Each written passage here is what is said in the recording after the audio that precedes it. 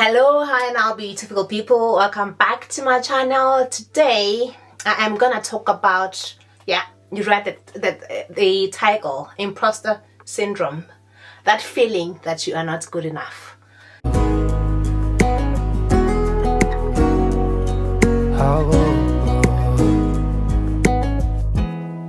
We talk on the phone. So if you haven't subscribed to my channel, please do so.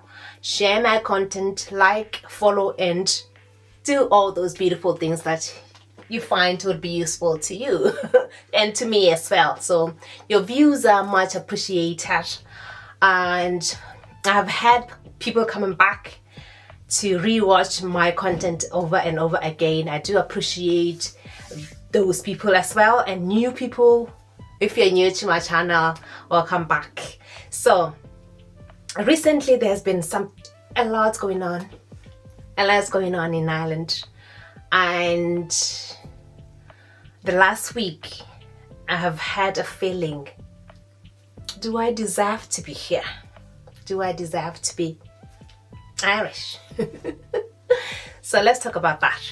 First of all, I've been here for 15 years almost, and I came in as a student, 7 years of my life as a student, and then I got married. This is my 6th year of my marriage in Ireland. So do I deserve to be here? And all these years I have worked my ass off. I have worked really hard every single day. I've never had a day off. I've never had to claim any socials, except until recently when my son came into Ireland when he was only 17, and of course he did qualify to get something from the government because I have contributed to it as well. So anyway, recently there has been a lot of layoffs with the tech industry. If you know, I have been working in a tech industry for the last 3 years. And I have seen my colleagues come and go. I'm actually gone. We started in a team. I work for a social media company. We started in a team of about 23 people. All are left except for the 3 people that I would have said, some of them I found them there. Some of them, they might have started with me. And that has left a feeling of not good enough. So that has left a void of guilt. Why am I still here? So we were left, our team was left behind because first of all, it felt like they needed us in the team. So we're still there. Watching my colleagues going, farewells, it was sort of a bittersweet moment. Some of them chose to leave, including the person that actually trained me, a brilliant young lady, younger than me, but she was amazing. And I remember when I started with the work, I always felt like, oh my God, really? Do I really deserve to be here? I started off as a carer. I started off cleaning. I started off doing all those dirty jobs that we came into Europe to do. But do I deserve this sit on the table? Do I deserve, or maybe somebody from here deserves to sit where I am right now? And that feeling comes and goes. It comes and goes. It plays in your mind all the time.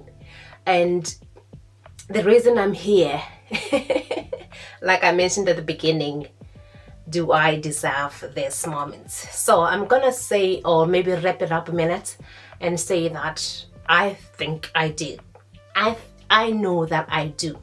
I came here, I did the right thing. There was not even a time in my life that I have ever stayed in Ireland without valid papers. Every year I'll make sure that I pay for my immigration fees, I'll pay for if I needed a lawyer, things like that. I just made sure that my papers are up to date.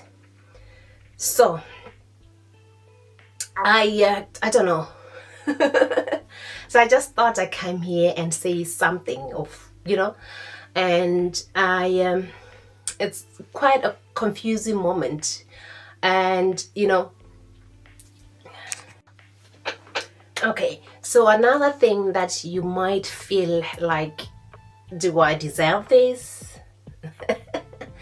It is what they call here social welfare. I cringe every time. I feel like, wow, do I actually deserve all these services that I paid my taxes onto it? And I look at the homelessness in this country as well and feel like, wow, if I was from this country, how would I feel? How will I feel seeing my people being on the street? So I also put myself onto people that are from here feelings, so to try to understand where they are coming from. So I just thought, let me just say this. If you feel some kind of way because you are a foreigner or because we stand out, literally. If you are maybe of a different race and you happen to go to Africa, you will stand out as well. So it's the other way around. I'm here and I do stand out, and I know that I stand out. And sometimes I go into the city center. When somebody's being nice, you wonder, are they being nice because of what happened last week? For instance, I have a friend of mine. I do sometimes go over to her to help her to clean. She does cleaning jobs, and the last couple of days has been so strange because I have had a lot of people saying thank you. Every time when you dust their table, they will say thank you for your work. I'm like, oh my gosh. You start being conscious of yourself. You start to think, okay, where is this going? And I have never felt so afraid in Ireland, never, until last week. Yeah. So I take walks around and I look around and I look over my shoulder because it gets dark very quickly. I used to do evening walks. I've stopped all that. Nowadays I go in the morning, but I'm always conscious of my surroundings all the time. And if you know, I have lived in Ireland in the countryside. I have never felt threatened. I have never felt any kind of way until I actually moved into Dublin and realized just how rough things can be. But yeah, thank you for clicking in, and thank you so much for listening to me ranting on this.